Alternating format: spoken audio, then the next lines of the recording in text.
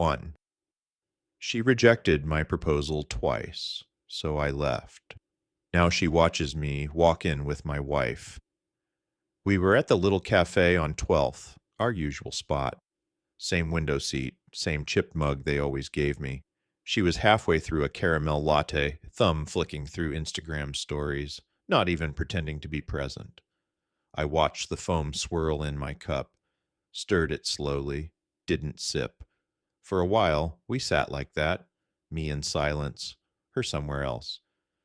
I've been thinking, I said. My voice was even, calm, like I was asking for the check, not her hand. She didn't look up, just tapped her screen, smiled at something I didn't get to see. What about? She asked, still scrolling. Us, the future, maybe taking that step. That got her attention. Her thumb froze mid-swipe. She looked at me, blinked like she wasn't expecting it, even though this wasn't the first time. A pause. Then the smile came. Polite, practiced. "You're sweet," she said, her tone light. "And stable. God, so stable. But I'm just not ready for that kind of love, not now." She said it like she was declining dessert, not a life. I nodded once, didn't push it, didn't remind her that we'd had this exact conversation 10 months ago. Same booth, different season. Didn't mention the way she'd cried back then, said she just needed time. This time, there were no tears, just perfect mascara and a soft shrug. I looked out the window. The street was busy. A couple walked past, laughing. She noticed them, too. For a second, she stared. Then she picked up her phone again. I reached for my wallet, placed 2 bills under the little receipt tray. She didn't even glance at it. I waited, just for a beat, long enough to give her space to reach for her purse, or at least pretend. She didn't. I finished my coffee in silence, paid the bill. She didn't even offer to split it. We met in the kind of place you forget, a friend's game night, cheap wine, crowded living room, but she stood out. Not because she tried to, she just did. We started slow, movie nights, street food, long walks when I couldn't afford much more. At the time, I was working 2 jobs, warehouse shifts during the day, delivery runs at night. She used to say she liked my hustle, that I was driven, that I had potential, and I believed her. Truth is, deep down, I always knew I wasn't her first choice. I wasn't dangerous. I wasn't exciting. I was steady, safe. She never said it out loud, but sometimes silence says more than words ever could. I remember the first time I brought up marriage. Not a proposal, just a thought, a future. We were sitting in the back of my car, half-finished takeout between us. I said, "Have you ever thought about us? Long term?" She went quiet, smiled a little, shook her head. "Let's not ruin what we have," she said. Soft voice, like it was supposed to be reassuring, but it felt like a door closing. Still, I stayed. Told myself maybe she just needed more time, that love could grow, that maybe one day she'd look at me and know I was it, her person. Everyone around us praised her. "You're lucky, man. She's out of your league. You really scored." And I drank that down like it was truth. Started to believe maybe I was the one punching up. Maybe I should just be grateful she chose me at all. But things started shifting, slowly, quietly. She never posted pictures of us, didn't introduce me to her parents, said it was too soon, even after a year. And whenever I mentioned moving in or making plans beyond the next few months, she'd change the subject, make a joke, pretend she didn't hear. I wasn't angry, just tired. Tired of feeling like a placeholder, like I was just good enough for now, never good enough forever. She never said I wasn't the one. She just never made me feel like I was. She always said I was almost there, never the one.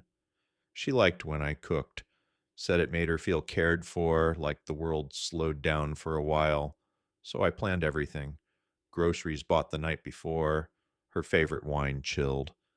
I spent the whole afternoon preparing slow roasted chicken, garlic mashed potatoes, even that weird salad she liked with pomegranate seeds and feta. I cleaned the apartment twice, lit candles, played music that reminded me of our early days, back when things felt simple or at least more hopeful. She arrived late, phone in hand, apologizing but distracted. Still, she smiled when she walked in. "Smells amazing," she said, giving me a quick kiss on the cheek. We sat across from each other, the glow of candles dancing between our plates. She asked about my day, but it felt like she was asking because she had to, not because she wanted to hear the answer. Halfway through the meal, I told her about the job, a small tech firm in another city. Nothing glamorous, but it paid better. A chance to reset, a chance to start somewhere new, maybe together. I said it softly. They want me to move. End of next month. I thought maybe you'd come with me. Her fork froze midair, just for a second. Then she laughed. Not cruelly, more like how you laugh when someone suggests something ridiculous but sweet. "You're getting ahead of yourself again," she said. No eye contact. Just more salad, more wine. I nodded, didn't press, didn't explain why it wasn't too soon, didn't mention all the years I'd already waited. I stood up and started clearing the plates. She watched me for a second, then said, "Don't be like that. You know I care about you." I smiled at the sink, didn't turn around. I didn't blame her. I just blamed myself for expecting more from someone who never offered it. She walked over, kissed me softly on the side of my neck. "I'll text you tomorrow," she said. I didn't say anything. She left not long after. I didn't sleep, just stared at the ceiling. The next morning, I packed 2 bags and left before she woke up.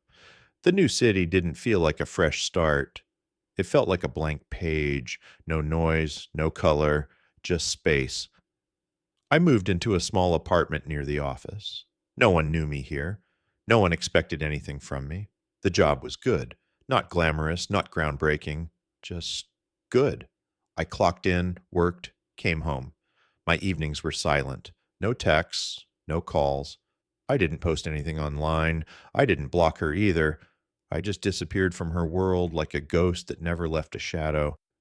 I kept waiting for the ache to hit, for the regret, but it never came.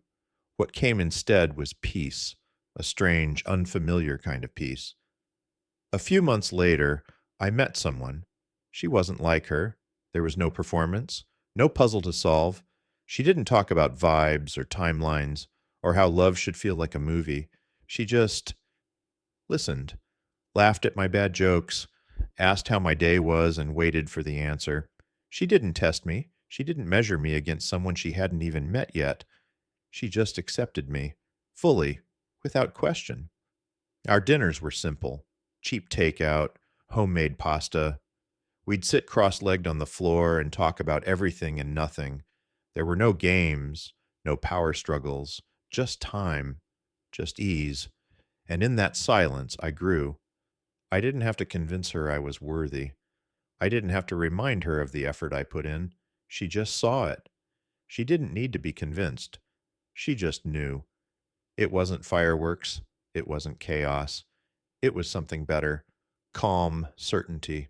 The night I proposed, we were sitting on the balcony.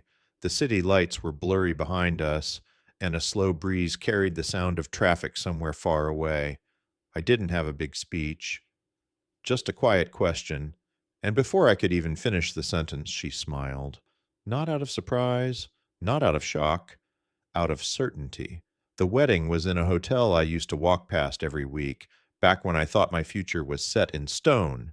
Now, I was back in that city, but everything about me had shifted. My wife's hand was warm in mine as we walked through the lobby. She smiled at the flowers, at the music, at nothing in particular. That was the kind of woman she was: gentle, light, real. No noise, no performance. I knew she'd be here, the other one. This wasn't a surprise. The guest list was full of shared faces from another life, people who still followed both of us, who whispered, who probably wondered what would happen tonight. I didn't care, but I felt at the moment her eyes found me.